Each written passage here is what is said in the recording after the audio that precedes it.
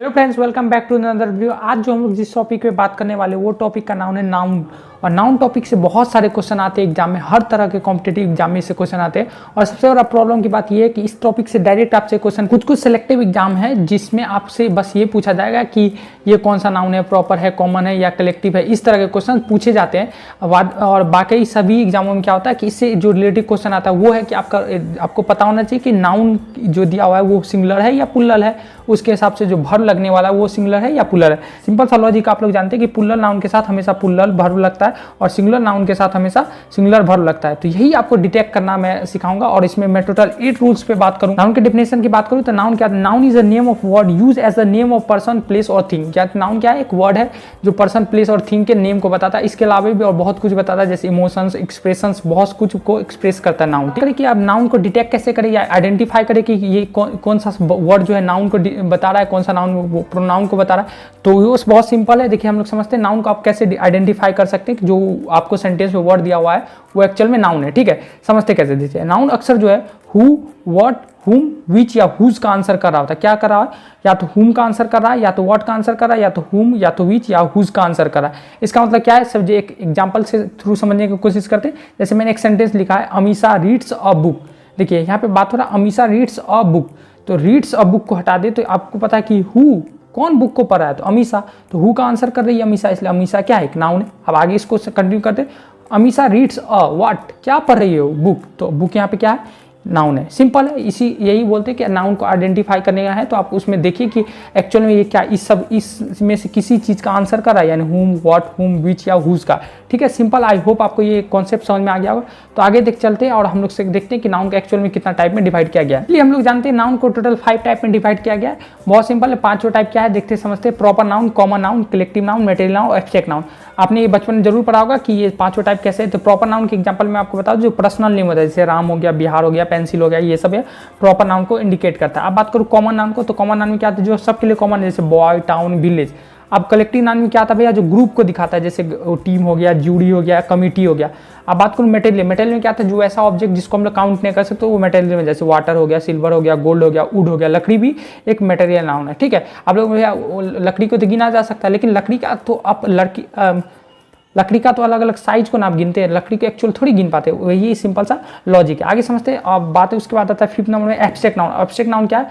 ये इसमें आता है ऑनेस्टी, सिंसियरिटी, ब्रेवरी और इसी तरह के इमोशंस वाले सेंटेंस को एब्स्ट्रैक्ट नाउन में रखा जाता है। अब बात करूँ कि एग्जाम में क्या इससे क्वेश्चन आते हैं कि भैया प्रॉपर नाउन कौन सा, कॉमन है? बिल्कुल नहीं, इससे कोई भी क्वेश्चन आपको आने वाला है। लेकिन इसका हेल्प क्या है? आपको पता होना चाहिए कि मटेरियल नाउन और एब्स्ट्रैक्ट नाउन बहुत इंपॉर्टेंट है। क्योंकि इसका एग्जाम में आपको अभी बता रहा हूँ कि इसका क्या यूज है।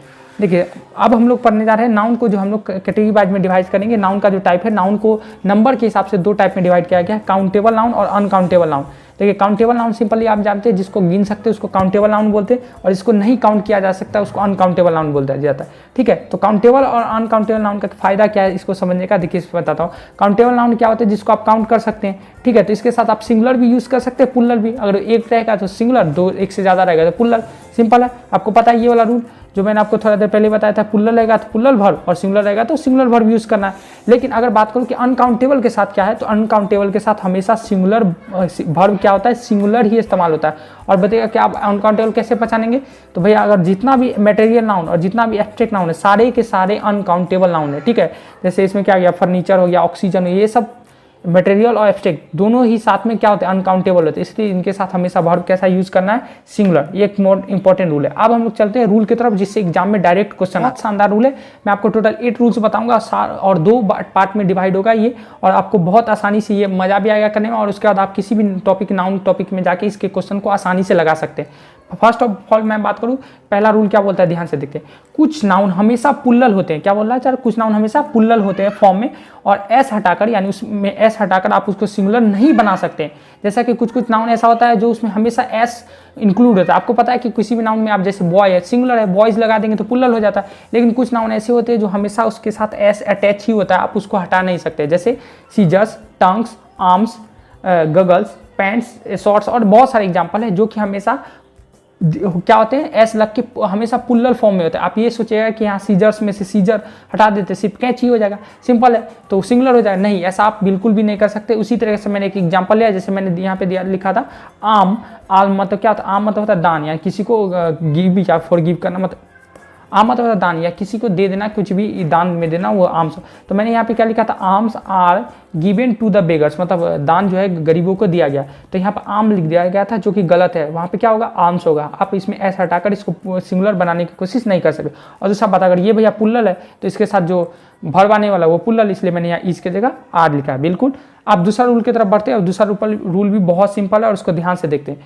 कुछ नाउन दिखने में पुल्लल होते हैं, क्या होता है, कुछ नाउन देखने में लगेगा क्या पुल्लल है। आप बता पुल्लल क्यों, कैसे पता चलेगा, एस लगा होगा तो लगेगा या पुल्लल है, लेकिन सिंगुलर होते हैं। एक्चुअली में क्या लगेगा, एस लग के लगेगा पुल्लल है। जैसे बॉयज होता था, वैसी बात है, सीधा सीधा आप बोलते हैं ये पुल्लल है, लेकिन इसमें क्या होता है कि एस लगा होता है, लेकिन एक्चुअल में सिंगुलर होते हैं। जैसे न्यूज़ हो गया, इनिंग्स हो गया, पॉलिटिक्स हो गया, समन्स हो गया, फिजिक्स, यानी जितने सारे सब्जेक्ट जिसमें आप देखते हैं कि एस लगा हुआ है वो एक्चुअल में क्या होता है, सिंगुलर होता है। उसके साथ न्यूज़, इनिंग्स, ये सब सिंगुलर की तरह इसको यूज करना है, पुल्लर की तरह। अगर ये सिंगुलर नाउन है भैया तो इसके साथ वर्ब कैसा होगा, तो इसके साथ वर्ब भी हमेशा सिंगुलर होगा। जैसे मैंने लिखा economics are an interesting subject, तो इकोनॉमिक्स आर नहीं, यहाँ पर इज होगा। और यहाँ पर न्यूज़ रहता आर, तो यहाँ आर की जगह हम यहाँ क्या करते, इज करते। सिंपल।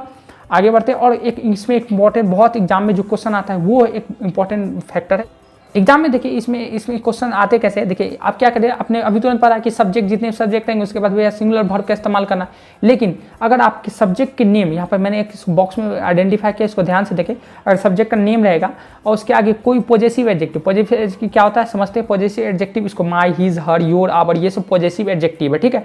एडजेक्टिव टॉपिक मैंने इसको करवाया, अगर आप देख सकते हैं उसको जाके वहाँ पे आप पॉजेसिव एडजेक्टिव को और अच्छे से पढ़ सकते हैं। तो पॉजेसिव एडजेक्टिव है, तो अगर उस नाउन के मतलब किसी भी सब्जेक्ट के नेम के पहले आप पॉजेसिव एडजेक्टिव लगा देते हैं तो वो जो सब्जेक्ट है वो सब्जेक्ट की तरह बिहेव नहीं करेगा, वो किसी और चीज़ का मीनिंग देने लगेगा।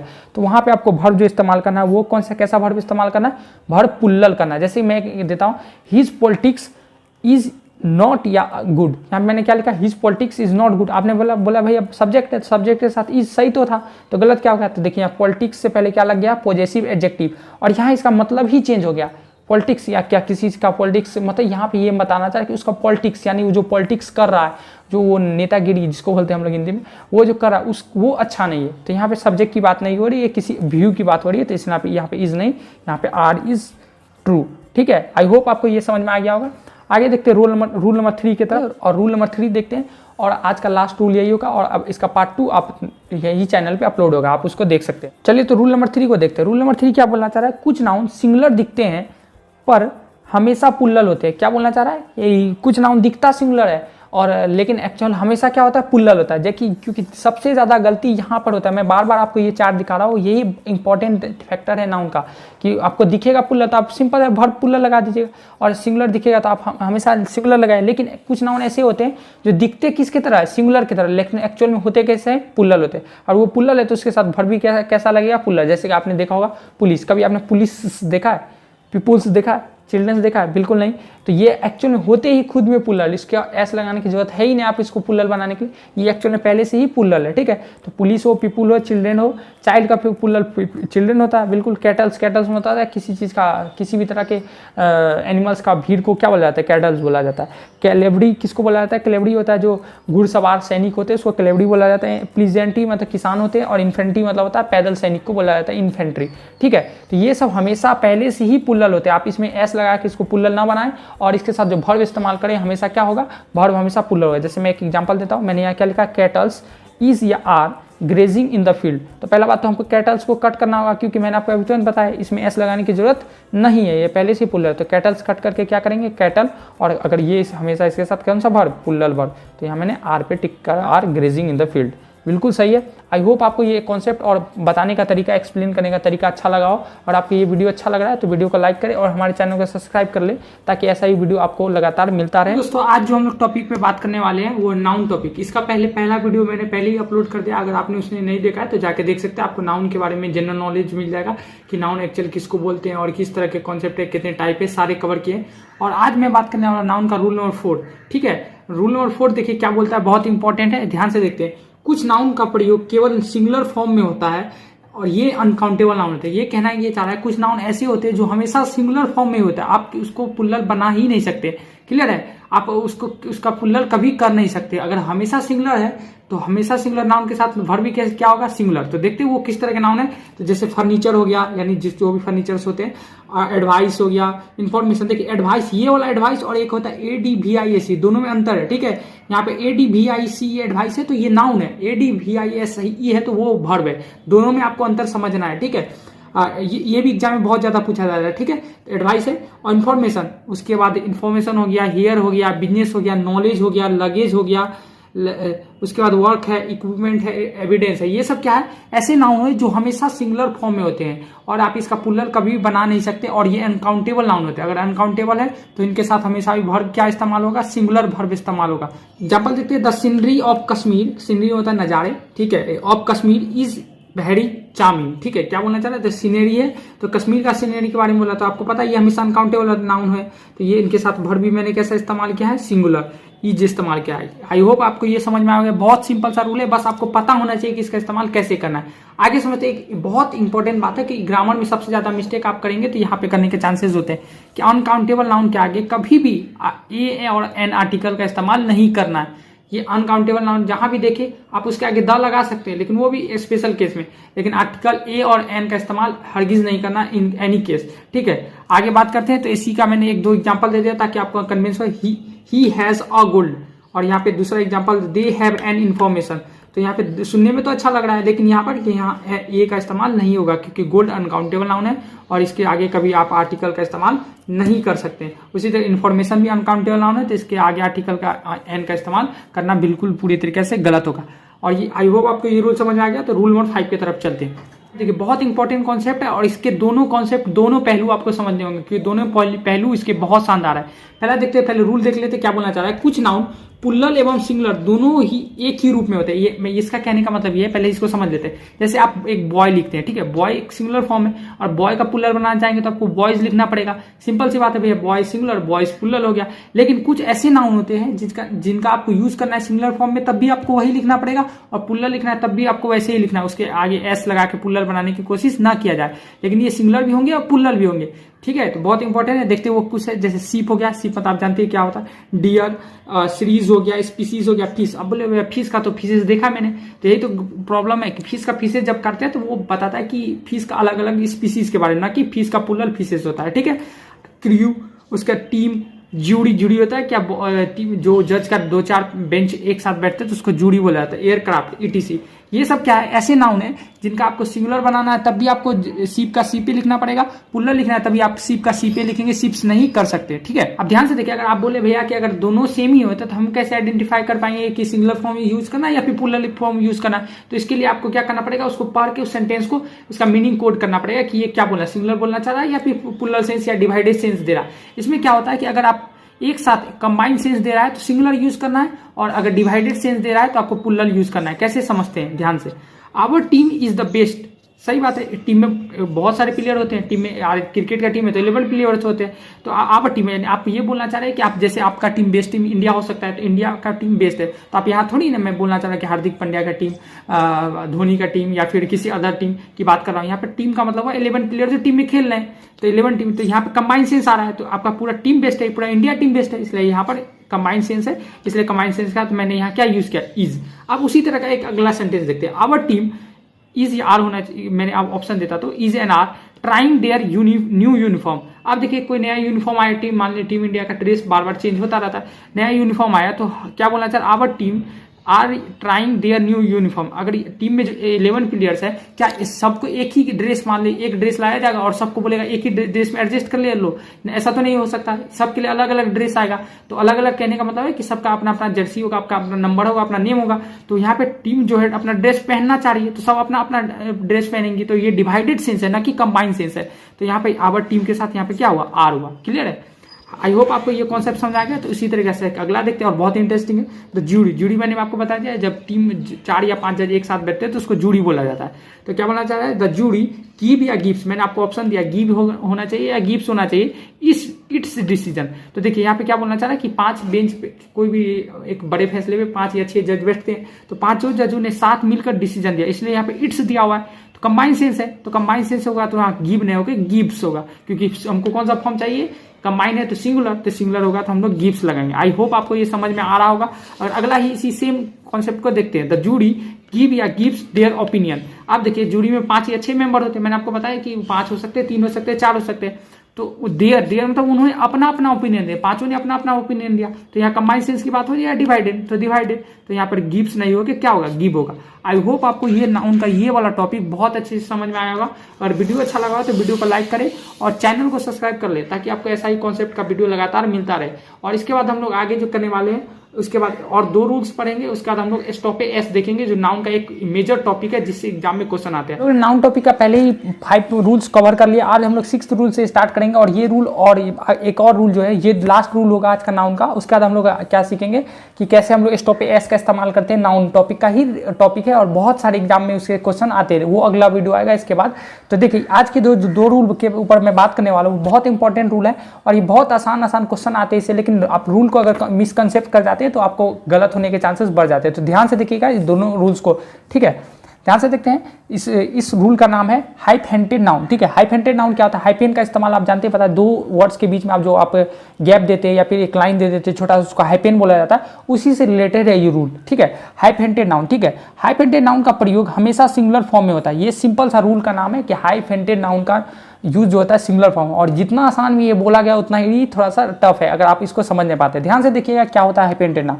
हाइफेंटेड नाउन का मतलब है कि अगर आप 2 नाउन एक साथ लिखा हुआ है, आपने कभी कभी देखा होगा 2 नाउन जैसे बॉय गर्ल दोनों एक साथ दे दिया। ये मैं एग्जांपल के तौर पे बता रहा हूँ, एक्चुअल में ये कोई एजम्पशन है कि 2 नाउन्स अगर एक साथ साथ लिखे हुए, बीच में उसके ना कंजक्शन है उसको जोड़ने के लिए या फिर ना कोई प्रीपोजिशन है वो दोनों का डिफरेंट करने के लिए, तब उस केस में आपको उसका इस्तेमाल सिंगुलर फॉर्म में ही करना है। समझिए कैसे, अगर आपको हाइफेंटेड नाउन दे दिया यानी 2 नाउन्स एक साथ दिए जाएं बिना बीच में कोई भी कंजक्शन या फिर किसी और वर्ड के, तो आपको उस केस में क्या करना है, आपको उस केस में जो है पहला वाला नाउन यानी फर्स्ट नाउन जो होता है वो आपको सिंगुलर में होना चाहिए। फर्स्ट नाउन यानी ये नाउन है नाउन 2 और ये है नाउन 1, फर्स्ट नाउन फिर सेकेंड नाउन। तो फर्स्ट वाला जो नाउन होता है वो हमेशा आपको किस फॉर्म में यूज करना है, वो सिंगुलर फॉर्म में यूज करना है। अब बात करूँ कि सेकेंड वाले का, तो सेकेंड वाला वो सेंटेंस के हिसाब से हो सकता है सिंगुलर भी हो सकता है प्लुरल भी, लेकिन फर्स्ट वाला जो नाउन होगा वो आपको हमेशा किस फॉर्म में यूज करना है, हमेशा सिंगुलर फॉर्म में ही यूज करना है। एग्जांपल देखेंगे तो आपको ये कॉन्सेप्ट और भी क्लियर हो जाएगा। तो ध्यान से देखते हैं,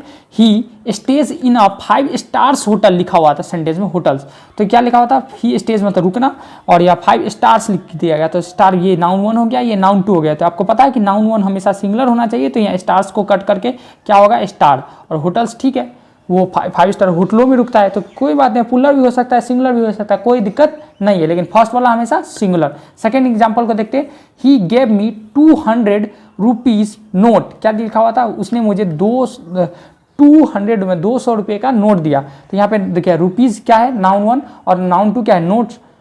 तो देखिए नाउन रुपीज दिया हुआ था जिसको आपको कट करना होगा, क्योंकि आपको पता है कि नाउन 1 जो हमेशा होता है वो नाउन हमेशा सिंगुलर फॉर्म में यूज करना है। तो रुपीज को कट करके रूपी करना है और नोट्स को नोट्स ही रहने दे, कोई दिक्कत नहीं है। यहाँ पे मैंने आपको बता दिया है कि नाउन 2 जो है सिंगुलर भी होगा प्लुरल भी होगा। और उसके बाद देखते हैं अगला रूल नंबर 6 है। रूल नंबर 6 भी बहुत आसान है। रूल नंबर 6 में क्या है कि इस बार आपको एक नाउन रहेगा फिर दूसरा नाउन रहेगा, लेकिन इसके बीच में एक प्रीपोजिशन दिया हुआ रहेगा। नाउन पहला नाउन दूसरा नाउन और उसके बीच में प्रीपोजिशन दिया हुआ रहेगा। तो पहला नाउन जो होगा और दूसरा नाउन दोनों रिपीटेड नाउन होगा, मतलब पहला अगर मैं आपको बॉय लिखता हूँ तो दूसरा भी बॉय होगा। इस बात को ध्यान से रखिएगा, ये नहीं कि आप हर रूल में इसको अटैच कर सकते हैं। यहाँ पे पहला नाउन दिया जाएगा और दूसरा नाउन जो होगा पहले नाउन के ही जैसा सेम टू सेम होगा, रिपीटेड नाउन होगा और बीच में प्रीपोजिशन का इस्तेमाल होगा। तो उस केस में जो होता है एग्जाम में सबसे ज़्यादा गलती क्या होता है कि आपको अगर ऐसा लिखा हुआ है तो पहला बात तो यही आपको याद रखना है कि जो दोनों नाउन कौन सा फॉर्म में होना है, सिंगुलर फॉर्म, पहला वाला भी और जो रिपीट हुआ है वो भी हमेशा सिंगुलर फॉर्म में यूज करना है, और उसके साथ जो वर्ब इस्तेमाल होगा वो वर्ब भी हमेशा सिंगुलर फॉर्म में ही लेना है। ध्यान से देखते हैं और यहाँ पे आते हैं एग्जाम्पल को देखते हैं ताकि आपका कॉन्सेप्ट अच्छे से क्लियर हो जाए। क्या बोला जा रहा है, town after town, town noun है और ये रिपीट हुआ टाउन और बीच में प्रीपोजिशन है आफ्टर, तो यहाँ पे वाज या वेयर होना चाहिए। आपको मैंने अभी तुरंत रूल में पता है, नाउन हो प्रीपोजिशन हो और रिपीटेड हो तो वर्ब हमेशा कौन सा फॉर्म में लेना है, सिंगुलर फॉर्म में। तो यहाँ वाज होगा न कि वेयर होगा, वेयर को कट करें और वाज को सिंपली जी हो जाएगा। ठीक है, आगे ध्यान से देखते हैं। अगला क्वेश्चन दिया जा रहा है, शिप्स आफ्टर शिप्स इज या आर अराइविंग। तो पहला बात तो आपको मैंने बताया कि नाउन जो होगा सिंगुलर फॉर्म में, तो शिप्स को कट करिए और यहाँ पे इसके जगह पे क्या लिखा जाएगा, शिप, और यहाँ पे इस शिप्स को कट करके यहाँ क्या लिखना पड़ेगा, शिप, और यहाँ पे इज या आर होना चाहिए। तो आपको पता है कि हमेशा वर्ब सिंगुलर, तो यहाँ पे इज होगा, ना कि आर को कट कर देना। आई होप आपको ये समझ में आ रहा होगा। देखते हैं लास्ट को, ध्यान से देखते हैं। He inquired from door to door. तो ये इंक्वायर मतलब क्वेश्चन करना, किसी से इंक्वायरी करना। इंक्वायर क्या है? Door to. आपको लगेगा कि अरे भैया वो हर डोर पे जाके पूछ रहा है, तो डोर्स टू डोर्स होना चाहिए। तो अब मैंने आपको पहले ही बता दिया, रूल को, जो रूल है उसको फॉलो ही करना है, ग्रामर रूल पे ही चलता है, तो आपको इसी रूल को फॉलो करना है। आई होप आपको आज का दोनों रूल अच्छा लगा, बहुत इंटरेस्टिंग लगा हो, और आप इससे क्वेश्चन भी करेंगे तो आपको बहुत मजा आएगा। और अगर आपको वीडियो अच्छा लग रहा है तो वीडियो को लाइक करें। और आज फिर हम लोग आज जो बात करने वाले नाउन टॉपिक का लास्ट हम लोग का जो इन्फॉर्मेटिव वीडियो है वो है नाउन का स्टॉपेज। और स्टॉपेज एक ऐसा टॉपिक है जो नाउन से बहुत ज़्यादा क्वेश्चन को लेके आता है एग्जाम में, और बहुत सारे क्वेश्चन आ जाते हैं एग्जाम में सिर्फ, ठीक है। लेकिन कॉन्सेप्ट बहुत ज़्यादा सिंपल है, लेकिन बस आपको एक बार अच्छे से पढ़ने की जरूरत है, उसके बाद आपको कभी भी इसको लेके कोई भी कंफ्यूजन होगा नहीं। तो देखिए, पहले उससे पहले हम लोग को ये समझना होगा कि स्टॉपेज एक्चुअल में है क्या, इसकी जरूरत क्यों पड़ी है। तो इसके लिए मैं आपके सामने एक एग्जाम्पल रखना चाहूँगा। देखिए, जैसे कि मैं बता रहा हूँ कि एक फिगर को देखिए ध्यान से, इस फिगर को देखिए, हमको दिखाना है ये एक लड़का है, राम है, बहुत हैप्पी दिख रहा है, तो राम है, और इसका एक कार है। हमको दिखाना है कि ये जो कार है ये राम का कार है, ठीक है। तो अगर मान लीजिए अगर कोई बुक है और वो दिखाना है मेरा है, तो क्या बोलूँगा? माई बुक बोलूँगा। और अगर कुछ दिखाना है माई बुक, माई पेन, इस तरह का बोलूँगा। और तुम्हारा रहेगा तो योर पेन, योर बुक बोला जाएगा। अगर ये एक पर्सन है जिसका नाम पता है हमको, और यहाँ पे इसका कार है, अगर हमको ये दोनों के बीच का रिलेशन बताना है कि ये जो कार है ये इस राम का है, तो हमको क्या करना पड़ेगा? उसके लिए जो हम लिखेंगे, आपने लिखा भी बहुत बचपन, इसको बोलते हैं राम्स कार। सिंपल सा एक वर्ड लिख दिया, राम्स कार। तो ये क्या बता रहा है कि ये जो कार है वो किसका कार है? तो राम का कार है। मैंने लाइन लिखा राम्स कार, तो यहाँ से ये क्लियर हो गया कि जो कार दिया हुआ है वो कार किसका है? तो राम का है। इसी को हम लोग को समझना है स्टॉपेज में। लेकिन इससे जो क्वेश्चन आते हैं, बहुत सारे क्वेश्चन आते हैं, पुल्लर का, सिंगुलर का, और बहुत सारे केस है, उसको ध्यान से देखेंगे और इसी वीडियो में आपका सारा डाउट क्लियर हो जाएगा। इसके बाद आपको कोई वीडियो देखने की कोई जरूरत नहीं होगी। तो सबसे पहले रूल नंबर 1 की तरफ चलते हैं। स्टॉपेज का प्रयोग पॉजिटिव केस के लिए लिविंग थिंग्स के साथ किया जाता है। सबसे पहला और सबसे इंपॉर्टेंट लाइन जो यहाँ पे बोला गया, स्टॉपेज का यूज जो हो जाता है पॉजिटिव केस के लिए होता है। पॉजिटिव केस क्या होता है? मैं इसे प्रोनाउन में बहुत डिटेल में पढ़ाया है, अगर उसको देखना है तो आप जाके देख सकते हैं। लेकिन मैं आपको यहाँ थोड़े से बता दूं कि पॉजिटिव केस क्या होता है कि अधिकार दिखाने वाला। पोजीशन होता है अधिकार, जैसे मेरा, तुम्हारा, माई, योर, इसको दिखाने के लिए आप जो स्टॉपेज का इस्तेमाल किया जाता है। और सबसे जरूरी बात कि इसका इस्तेमाल हमेशा लिविंग थिंग्स के लिए किया जाता है, ना कि नॉन लिविंग थिंग्स। यानी नॉन लिविंग थिंग्स के लिए आप स्टॉपेज का इस्तेमाल ना करें। सीधा सीधा ये एक लाइन जो है, सिंपल सा लाइन आपको यही समझाना चाह रहा है, ठीक है। तो जैसे देखता है, मैं मोहन बुक, मैंने अभी तुरंत समझाया, मोहन का किताब, इसका सीधा सा सिंपल सा वर्ड आता है। एक काउस हॉर्न, मतलब एक गाय की सींग। काउ भी तो एक लिविंग थिंग्स ही है ना, सिंपल। आप बात करता हूँ कि भैया अगर लिविंग थिंग्स के लिए ऐसे इस तरह का इस्तेमाल किया जाता है, तो आगे बढ़ते लिविंग थिंग्स के लिए ऐसा हो रहा है, तो नॉन लिविंग थिंग्स के लिए क्या होगा? उसके लिए कैसे लगाएंगे? क्या हम लोग लिख सकते हैं टेबल्स लेग? तो हाँ या नहीं, उसका आपको आंसर मिल जाएगा अगले रूल में। उसके साथ हम आगे बढ़ते हैं कि ये तो था, ठीक है। आगे समझते दूसरा रूल क्या बोलना चाह रहा है।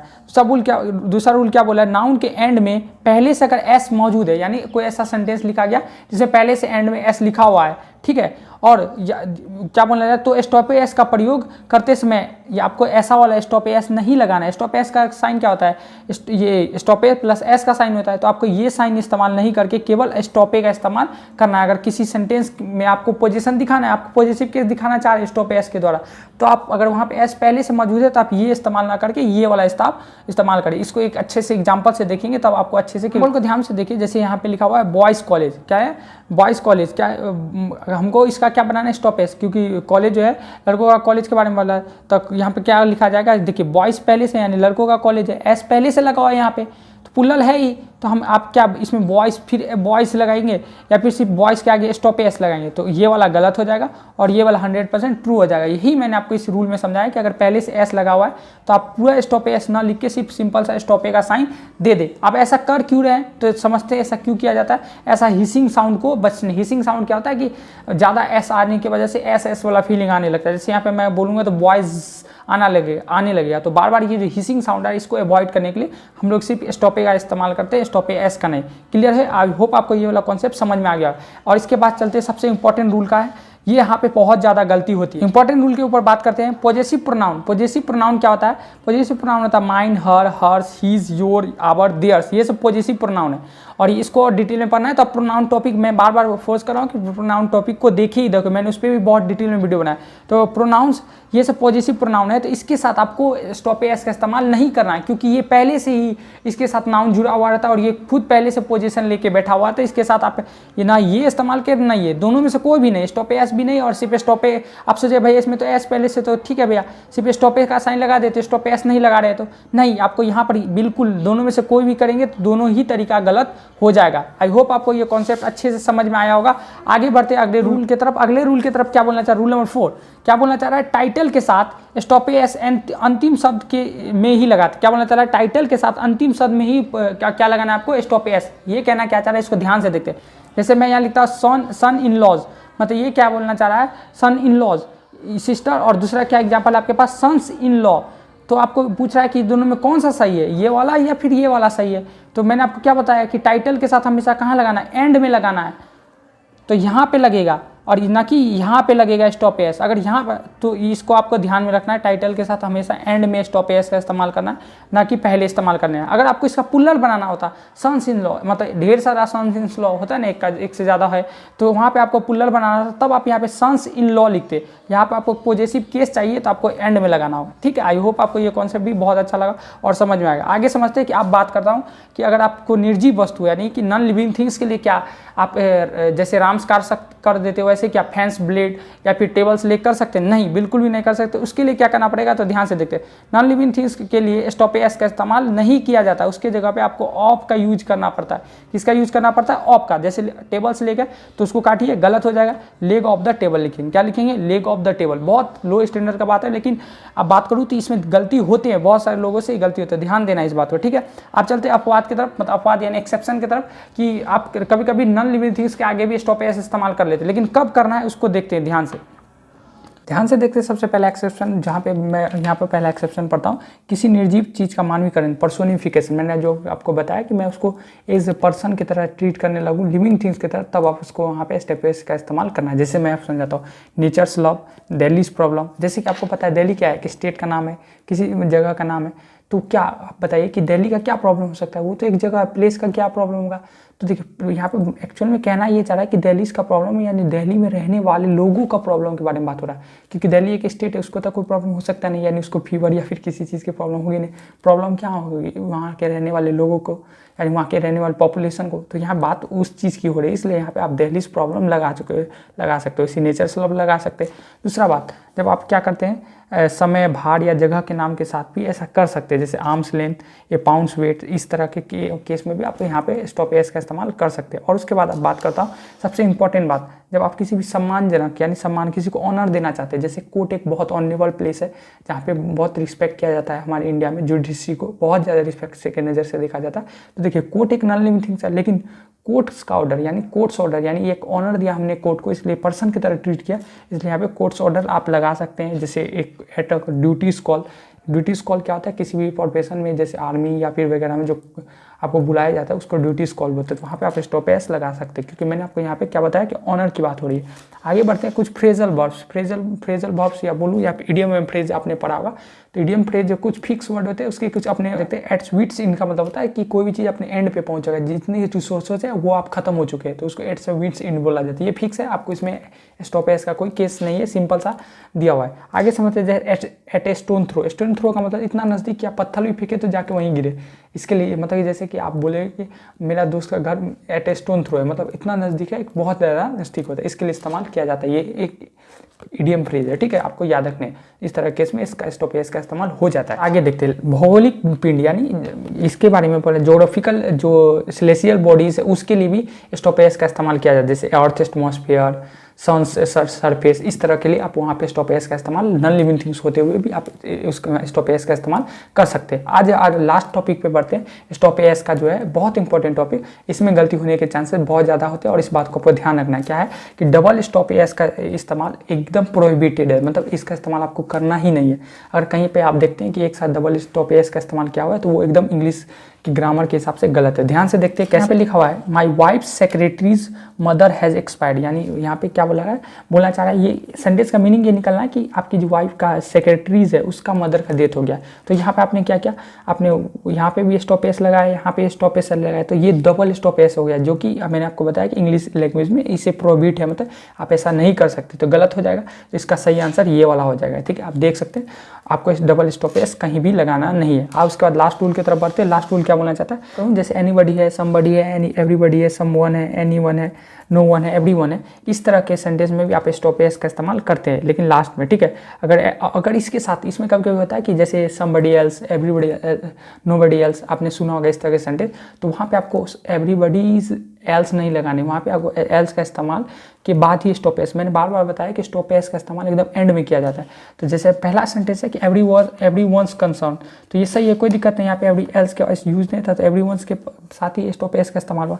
लेकिन जैसे इस सेकंड वाले सेंटेंस को देखिए, समबडी एल्स आया, तो यहाँ मैं समबडीज एल नहीं करूँगा, यहाँ क्या लिखना पड़ेगा, समबडी एल्स, मतलब किसी और के वर्ड पे नहीं।